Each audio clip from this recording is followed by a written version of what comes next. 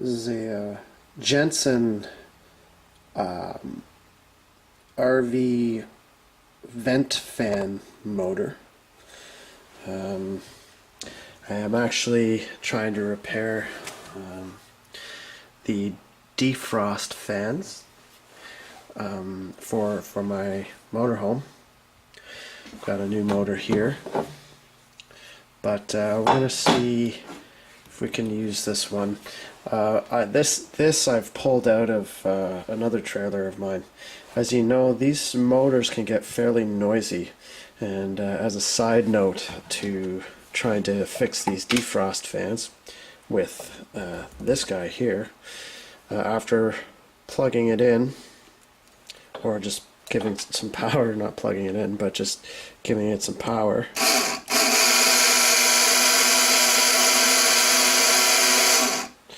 that probably sounds like your ceiling fan or your vent fan in your trailer.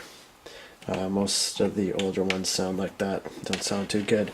So I'm going to take this apart, and we're going to see if we can make this a bit quieter, and see how much success we have with that. So these motors are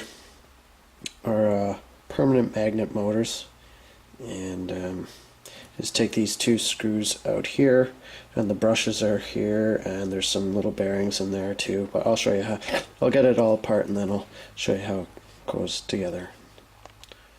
So I'm not sure if this is the right thinking, but what I'm thinking is that these little Teflon bushings at the end get worn out, and when they get worn out they get thinner, and then I think this thing starts kind of jumping back and forth in the housing and making noises, squeaking and stuff.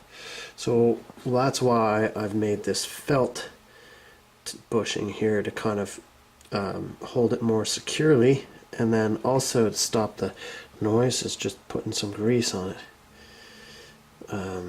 So I don't know if that's gonna work, but we'll see. Even if it makes it a bit quieter. It's kind of an interesting little motor, though.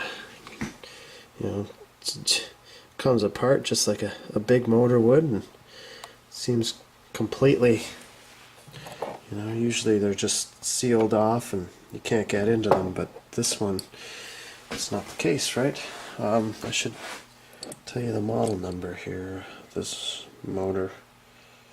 It is, probably can't read that, TMC DM235A 23109. This, oh look, they even put the date on this. Wow. April 15th, 1987. Interesting. That's very interesting. Anyways, well, let's see if we can get this back together. Alright, so I got it running now.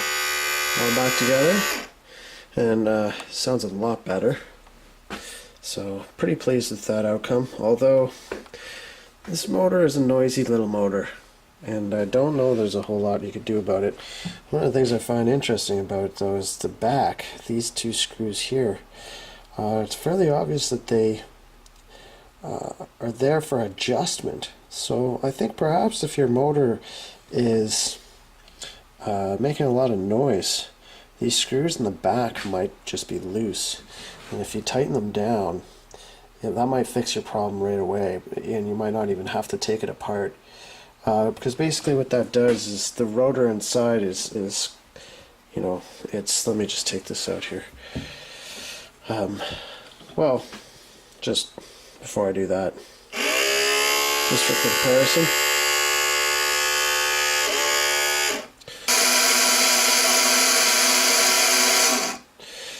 and take it out of the vise now. Okay, the rotor is just kind of sandwiched between the front and the back, the brushes here, and these little ears hold it together. And there's some little thrust bushings in there. that keep that rotor from bouncing around inside. And it seems like you can make small adjustments in the back here with these screws.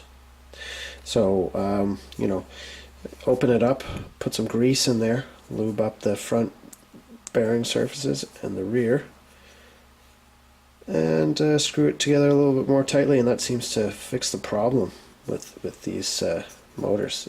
Interesting. I don't know if this is a really high quality motor or a low quality motor. I find it interesting that they stamp the date. This comes out of a trailer that I think it's an 88 trailer, so it makes sense that this is manufactured in 1987. Anyways, if your ceiling fan is giving you some noise, that is a solution right there. Maybe just tighten up the back of these screws here, and if not, take it apart, grease up the bushings, and yeah, good luck with that.